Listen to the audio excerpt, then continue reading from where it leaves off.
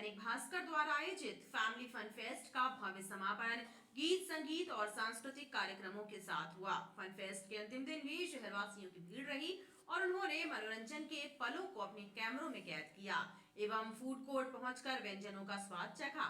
कला साधकों एवं कला प्रेमियों ने ऐसे शानदार आयोजन के लिए दैनिक भास्कर के प्रति अपना आभार व्यक्त किया।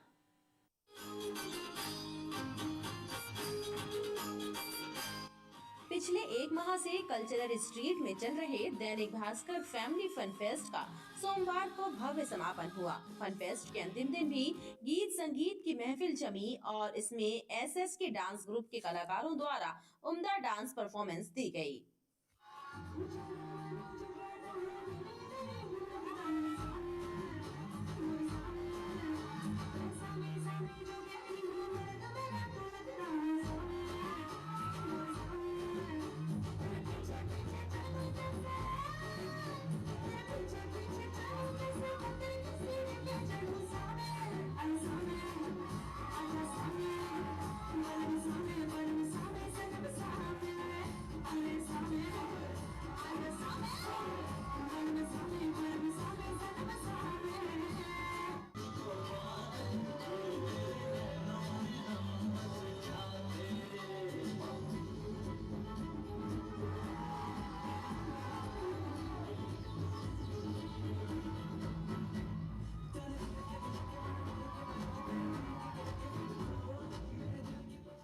वहीं कदम संस्था के द्वारा दी गई लोक नृत्य एवं संगीत की शानदार प्रस्तुति को देखकर दर्शक तारीफ किए बिना नहीं रह सके।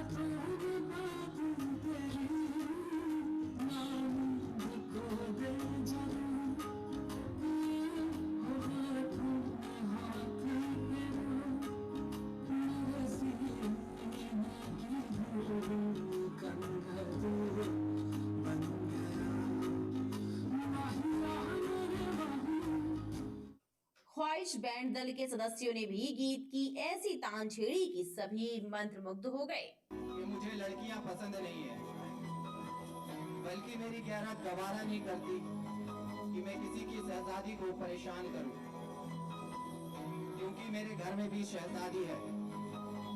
पर इस बार सवाल नहीं बवाल होगा, क्योंकि बात आ गई उस माँ पर जिसके कदमों के नीचे खुदा ने जन्नत रख दी। बात आ गई उस औरत पर जिसे आइस ऑफ नेशन कहा जाता है। बात आ गई उन बेटियों पर जिन्हें घर की लक्ष्मी और शहजादी माना जाता है। साला कुकुर मुत्ता है, कंधी नाली का कुत्ता है, तुझे पैरों के नीचे पहनकर मैं घिस डालूं, तू मेरे पैरों का जुटता है, तुझे माले की तरह हवा में मैं कूद डालूं, तू मेरे गांचे का सुटता है। रिकाती या चल तू भी बता, कुत्ता है तू कुत्ता। सही है, सीधा शॉट है ब्रो, अपना तो सीधा सा शॉट है ब्रो, गलतकारियों की सजा मौत है ब्रो, अपना तो सीधा शॉट है ब्रो, अपना तो सीधा शॉट है ब्रो, अपना तो सीधा शॉट है ब्रो।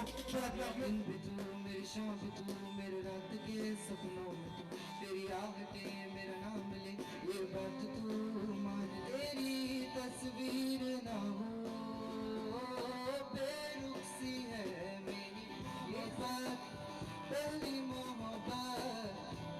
मोहब्बत है वो। वहीं सुरधाम संस्था के कलाकारों ने एक से बढ़कर एक सदाबहार गीतों की प्रस्तुति देकर दर्शकों को भी झूमने पर मजबूर कर दिया।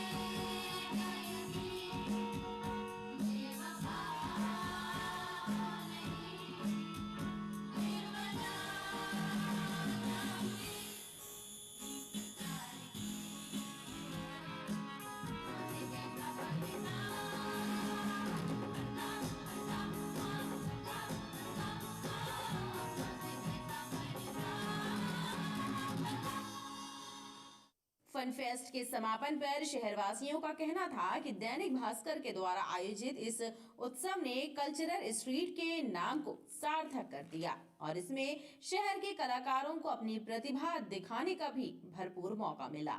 एक दिन हम लोग ने बहुत इंजॉय किया। यहाँ के आर्ट आप देख सकते हैं। हम लोग को बहुत अच्छा प्लेटफॉर्म दिया, मतलब दैनिक भास्कर ने। तो इसमें हम लोग को बहुत अच्छा अचीवमेंट भी मिला, मतलब लोगों से मिले, बहुत सोशल हुए और बहुत सारी चीज़ सीखने को मिला। लास्ट डे थोड़ा अच्छा नहीं लग रहा, बट अब आशा करते हैं कि मतलब नेक्स्ट ईयर भी ये करवाएं। मैं फाइन आर्ट्स कॉलेज से हूँ, government institute of fine arts. यहाँ पे हम लोग का 1 महीने से 9 दिसंबर से 9 जनवरी तक हम लोग का स्टॉल्स लगे हैं, हम लोग का डिस्प्ले लगा है पेंटिंग्स को, काफ़ी एक्सपोजर मिल रहा है हम लोग को। यहाँ पे मेरे क्राफ्ट के आइटम्स लगे हुए हैं एंड लोगों को पता चल रहा है कि यहाँ पे मतलब कितनी सारी नई चीज़ें हो रही है दुनिया में। काफ़ी सारे लोगों को वो पता चल रहा है। कल से बहुत खाली खाली लगेगा हम लोग को, काफ़ी मतलब यहाँ पे बहुत अच्छा लगता था। सुबह से मिस करेंगे काफ़ी ज़्यादा। मुख्य अतिथियों ने भी दैनिक भास्कर को साधुवाद दिया।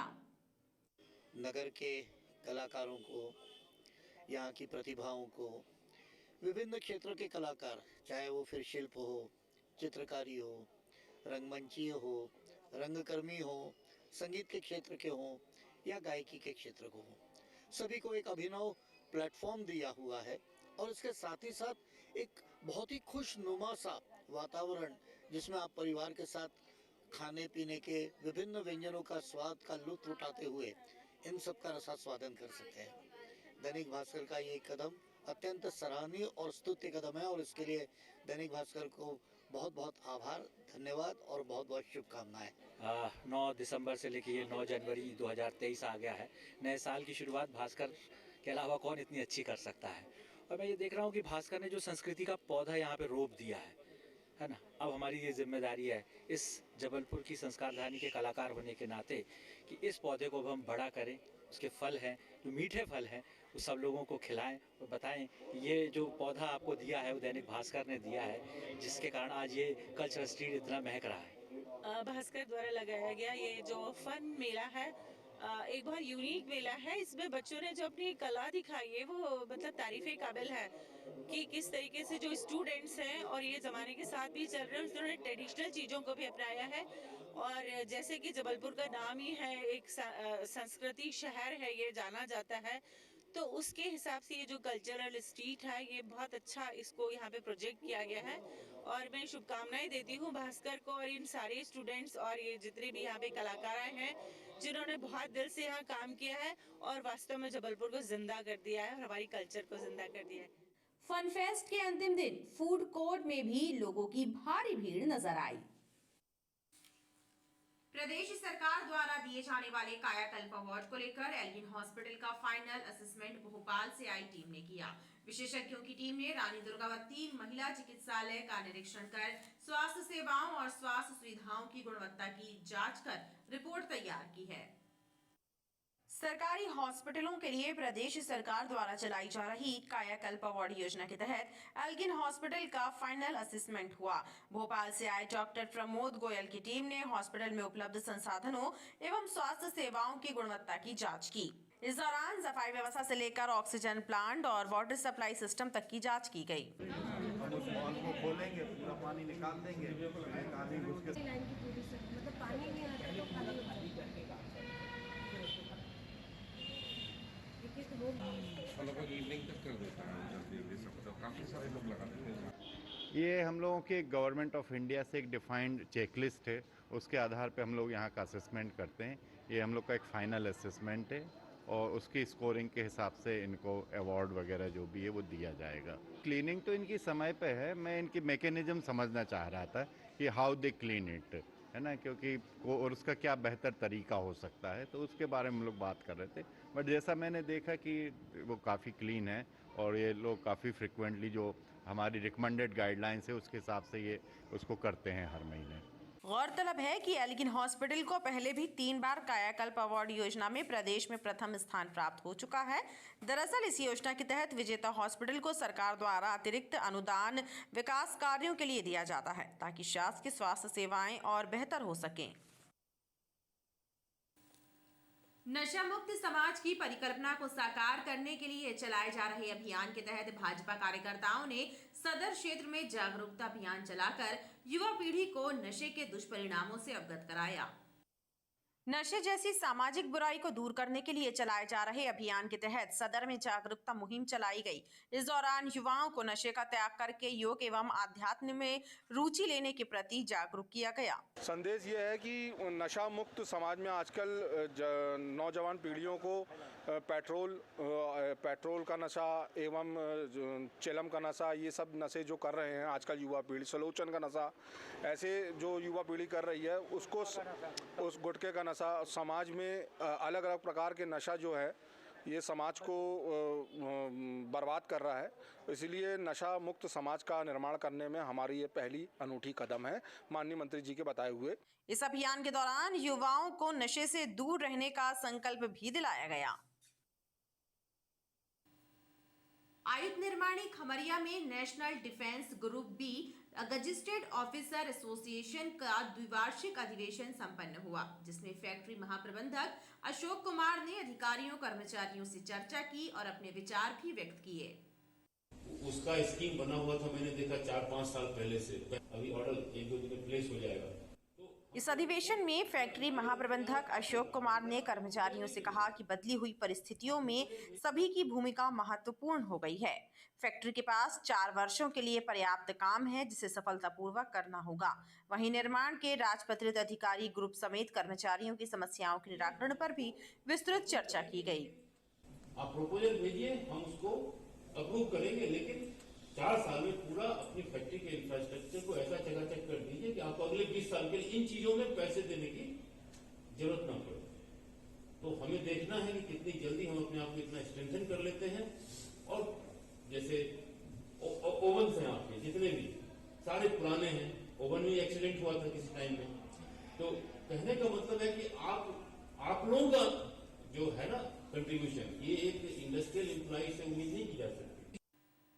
बिजली मूल्य वृद्धि को चुनौती देने वाली याचिका पर सुनवाई करते हुए मध्य प्रदेश उच्च न्यायालय ने विद्युत नियामक आयोग और ऊर्जा मंत्रालय के प्रमुख सचिव को नोटिस जारी कर जवाब तलब किया है। नागरिक उपभोक्ता मार्गदर्शक मंच के द्वारा दायर जनहित याचिका में कोर्ट को बताया गया कि विद्युत नियामक आयोग ने सुप्रीम कोर्ट के निर्देश का पालन किए बिना विद्युत दर बढ़ाने संबंधी प्रस्ताव को स्वीकृत कर लिया है, जो अनुचित है। नागरिक उपभोक्ता मार्गदर्शक मंच की ओर से रजत भार्गव एवं डॉक्टर पीजी नाच पांडे द्वारा हाईकोर्ट में एक जनहित याचिका दायर की गई है, जिसमें बिजली मूल्य वृद्धि को चुनौती दी गई है।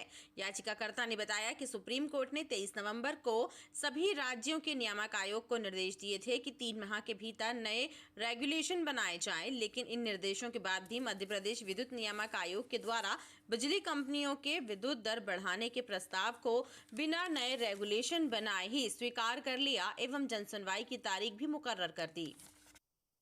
ये सुनवाई जो है 2021 के रेगुलेशन के तहत हो रही है और सुप्रीम कोर्ट के आदेश के उपरांत रूल्स अमेंड नहीं किए गए हैं, इसलिए ये सुनवाई गलत है और इस सुनवाई करने के पूर्व रूल्स अमेंड किए जाने चाहिए और तभी सुनवाई होना चाहिए। इस याचिका में राहत चाही गई है कि जब तक कि नए रूल्स नहीं बन जाते हैं तब तक के लिए इस प्रोसीडिंग को पेंडिंग रखा जाए और रूल्स नए बनने के बाद ही सुनवाई की जाए, जिसमें आज माननीय न्यायालय ने नोटिस जारी किया। इस मामले में हाईकोर्ट ने ऊर्जा मंत्रालय के प्रमुख सचिव एवं मध्य प्रदेश विद्युत नियामक आयोग को नोटिस जारी कर जवाब मांगा है। अमखेरा में मालगुजार परिसर में आयोजित श्रीमद् भागवत कथा के 6वें दिन रुक्मणी विवाह प्रसंग संपन्न हुआ। भगवान श्री कृष्ण एवं देवी रुक्मणी के विवाह के दौरान क्षेत्र में मथुरा वृंदावन सा नजारा दिखाई दिया और सभी कृष्ण भक्ति में लीन नजर आए।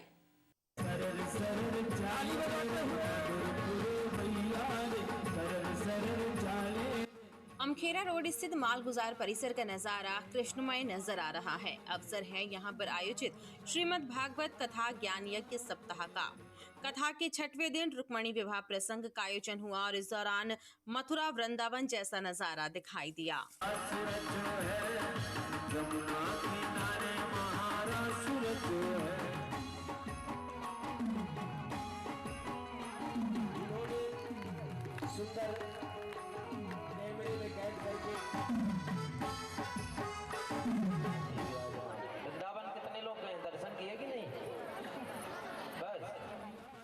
वृंदावन से आए कथाव्यास बाकी बिहारी शास्त्री के मुखारविंद से रुक्मणी विवाह का सजीव वर्णन सुनकर सभी कृष्ण भक्ति में लीन नजर आए।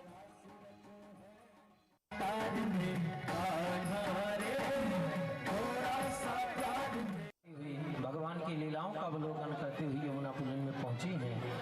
वहाँ पे राधिका रानी से उनका परस्पर वार्तालाप हुआ दर्शन करती हैं। राधा रानी के सहित वहाँ बैठ करके दिव्य गोपी गीत का पाठ करती हैं और भगवान तब भी नहीं आए तो बहुत जोर जोर से चीत्कार करके रोने लगती हैं। व्यास जी बाके बिहारी जी द्वारा और रामानुज गुप्ता जी द्वारा आयोजक द्वारा श्रीमद् भागवत का आयोजन हुआ है मालगुजार परिसर अमखेरा रोड पूर्व विधानसभा क्षेत्र में। बहुत ही गर्ममय तरीके से सुना रहे हैं भागवत। 4 तारीख से 11 तारीख तक चलना है यह भागवत और आज हम लोग सबने में भागवत में बढ़ चढ़ के हिस्सा लिया और आशीर्वाद दिया और आज रुक्मणी विवाह है। बोलो कृष्ण भगवान की जय। क्षेत्र के लोगों में अति उल्लास है कि ऐसे संत के द्वारा हमें भागवत कथा श्रवण करने का मौका मिला और कहीं न कहीं धर्म को बढ़ावा देने के लिए धार्मिक अनुष्ठान हम सभी लोगों को करना चाहिए और हमारे बड़े भाई श्री रामानुज गुप्ता जी के द्वारा यह भागवत कथा का आयोजन किया गया है। इस पे आज रुक्मणी विवाह में हम सभी लोग बढ़ चढ़ कर हिस्सा लेने के लिए उपस्थित हुए। श्रीमद् भागवत कथा का समापन 11 जनवरी को होगा। भीषण सर्दी के मौके पर अलाव में आग सेकते हुए दमोह के ग्राम शैलवारा में एक 6 साल की बच्ची अलाव में गिरकर गंभीर रूप से झुलस गई, जिसे उपचार के लिए मेडिकल में भर्ती कराया गया, लेकिन अंततः उसने दम तोड़ दिया। दमोह जिले के ग्राम शैलवारा में अलाव में आग सेकते वक्त 6 वर्षीय बालिका दुर्गा अलाव में गिर गई और आग की लपटों ने उसे बुरी तरह झुलसा दिया। उसे इलाज के लिए मेडिकल अस्पताल लाया गया, जहां पर इलाज के दौरान बच्ची की मौत हो गई। इस हादसे से बच्ची के परिजनों में शोक की लहर है। ये आग सेंक रही थी, उसी समय ये आग में गिर गई। जिसको आग लगी वहाँ मेडिकल ला करके भर्ती कराया गया, जो ठीक ना होकर आज दिनांक को फौत हो गई, जिसका पीएम करवाकर डायरी संबंधित थाने को भेजी जाती है। गढ़ा पुलिस ने मर्ग कायम कर केस डायरी संबंधित थाने में भेज दी है। और अब एक नजर मौसम पर। आगामी 24 घंटे के दौरान पश्चिमी विक्षोभ सक्रिय होने के बाद ठंड से थोड़ी राहत मिलने की उम्मीद जताई जा रही है। सोमवार को न्यूनतम तापमान 4.8 डिग्री सेल्सियस दर्ज हुआ, जो सामान्य से 6 डिग्री सेल्सियस कम था। मौसम वैज्ञानिकों के द्वारा शीतलहर जारी रहने की संभावना व्यक्त की जा रही है। सर्दी का कहर जारी है, जिसके कारण लोगों की मुश्किलें बढ़ रही हैं। कड़ाके की ठंड से लोग ठिठुर रहे हैं और शीतलहर के सामने तो गर्म कपड़े भी बेअसर साबित हो रहे हैं। सर्दी के सितम के सामने सभी बेबस नजर आ रहे हैं। मौसम वैज्ञानिकों का कहना है कि फिलहाल शीतलहर जारी रहेगी और सोमवार का न्यूनतम तापमान 4.8 डिग्री सेल्सियस रिकॉर्ड किया गया है, जो सामान्य से 6 डिग्री सेल्सियस कम है, जबकि अधिकतम तापमान 25.5 डिग्री सेल्सियस रिकॉर्ड हुआ, जो सामान्य से 1 डिग्री अधिक था। मौसमविदों के अनुसार पश्चिमी विक्षोभ सक्रिय हो रहे हैं, जिससे तापमान में वृद्धि हो सकती है और सर्दी से लोगों को थोड़ी राहत मिल सकेगी। लगातार पिछले 3 दिन से शीतलहर चल रही है और जो न्यूनतम तापमान है वो सामान्य से 6 से 7 डिग्री कम चल रहा है। आगे की बात करें तो जो भोपाल से पूर्वानुमान प्राप्त हुआ है उसके हिसाब से आगामी 24 घंटे में संभाग के जिले में कहीं कहीं शीतलहर की संभावना है और न्यूनतम तापमान सामान्य से कम ही रहेगा। लेकिन एक वेस्टर्न डिस्टर्बेंस आ रहा है। 9 तारीख को एक वेस्टर्न डिस्टर्बेंस चालू हो रहा है और 10 और 11 को एक दूसरा भी चालू हो रहा है, जिसके कारण जो न्यूनतम तापमान है वो धीरे धीरे अब बढ़ने लगेगा और ठंड में थोड़ी राहत मिलेगी इस वेस्टर्न डिस्टर्बेंस के कारण। और खबरों का सिलसिला लगातार जारी रहेगा, आप देखते रहिए BTV न्यूज। कलेक्ट्रेट में आयोजित समीक्षा बैठक में 26 जनवरी